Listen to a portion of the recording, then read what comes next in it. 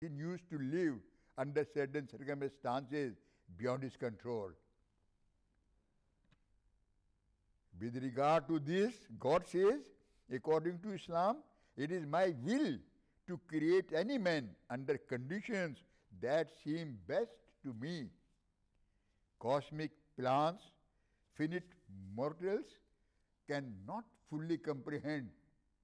But I will certainly test you in prosperity as well as in adversity, in health as well as in sickness, in heights as well as in depths. My ways of testing differ from man to man, from hour to hour. In adversity, do not despair and do not resort to unlawful means. It is but a passing phase. In prosperity, do not forget God. God's gifts are given only as trusts. You are always on trial, every moment on test. In this sphere of life, there is not to reason why. There is but to do and die. If you live, live in accordance with God, and if you die, die in the path of God. You may call it fatalism, but this type of fatalism is a condition of vigorous, increasing effort, keeping you ever on the alert. Do not consider this temporal life on earth as the end of human existence.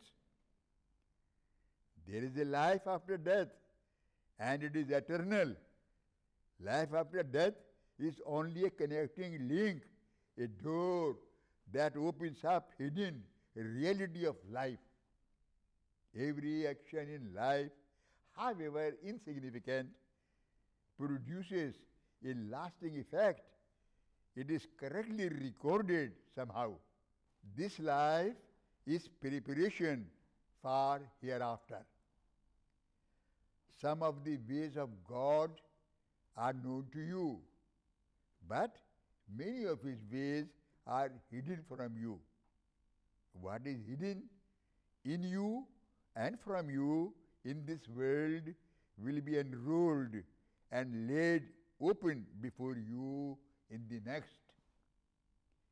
The virtuous will enjoy the blessings of God, which the eye has not seen, nor has the ear heard, nor have they entered in the hearts of men to conceive them.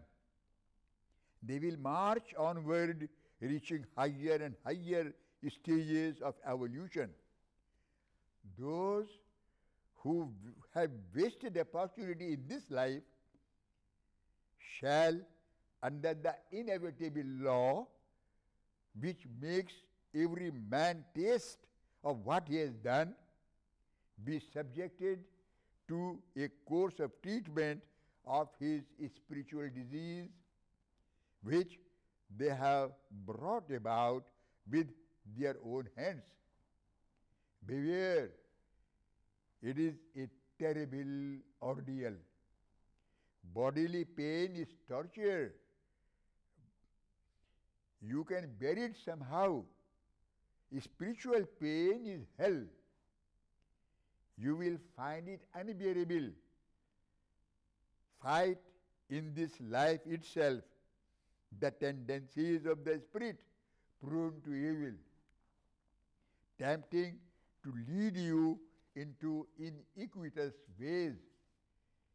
Reach the next stage when the self-accusing spirit in your conscience is awakened and the soul is anxious to attain moral excellence and revolts against disobedience.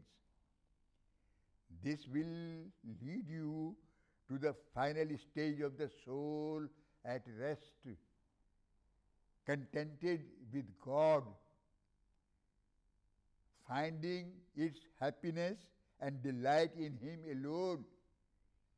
The soul no more stumbles. The stage of struggle passes away. Truth is victorious and falsehood lays down its arms. All complexes will then be resolved. Your house will not be divided against itself. Your personality will be integrated round the central core of submission to the will of God and complete surrender to His divine purpose. All hidden energies will then be released. The soul then will have peace. God will then address you. And I quote, O thou soul, that art at rest and rests fully contented with the Lord, return to thy Lord. He is pleased with thee, and thou be pleased with him. So enter among my servants and enter into my paradise. Holy Quran 89-27-30. Man's destiny. This is the final goal for man, to become on the one hand the master of the universe, and on the other to see that his soul finds rest in his Lord. That not only his Lord will be pleased with him, but that he is also pleased with his Lord. Contentment, complete contentment, satisfaction, complete satisfaction, peace, complete peace will result. The love of God is his food at this stage, and he drinks deep at the fountain of life. Sorrow and frustration do not overwhelm him, and success does not find him vain and exulting. Thomas Carlyle is struck by this philosophy of life, writes, and then also Islam, that we must submit to God, that our whole strength lies in resigned submission to Him. Whatsoever He does to us, the thing He sends to us, even if death or worse than death shall be good, shall be best, we resign ourselves to God. The same author continues, the God, if this be Islam, says Goethe, do we not all live in Islam? Carlyle himself answers this question of Goethe and says, yes, all of us that have any moral life, we all live so. This is yet the highest wisdom that heaven has revealed to our earth. Carlyle continues, the word of such a man, Muhammad, is a voice direct from nature's own heart. Men do and must listen to that as to nothing else. All else is wind in comparison, unquote. Now I quote from Who Were History's Great Leaders by Jules Messerman, Times, New York, USA, 15 July 1974, pages 32 and 33.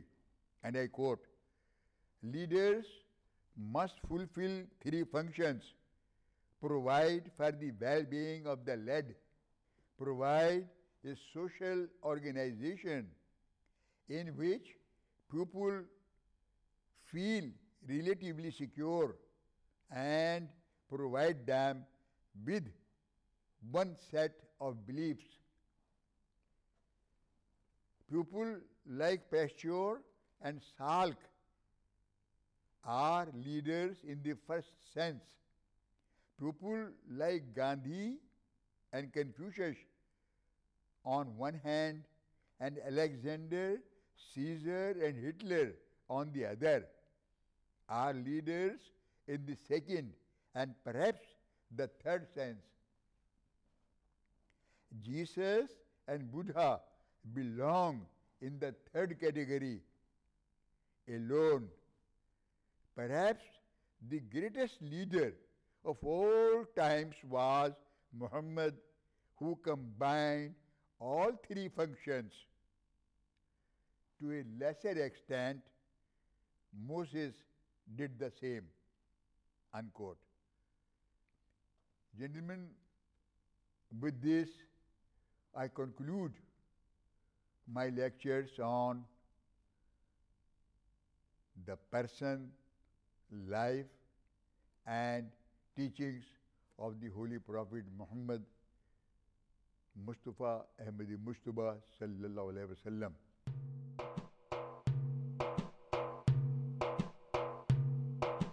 محمد يا أحمد يا حامد محمود يا قاسم يا فاتح يا شاهد مشهود يا بشير يا نذير يا رشيد يا رسول يا طه يا مصطفى يا رؤوف يا رحيم محمد يا أحمد يا حامد محمود يا قاسم يا فاتح يا شاهد مشهود يا بشير يا نذير يا رشيد يا رسول يا طه يا مصطفى يا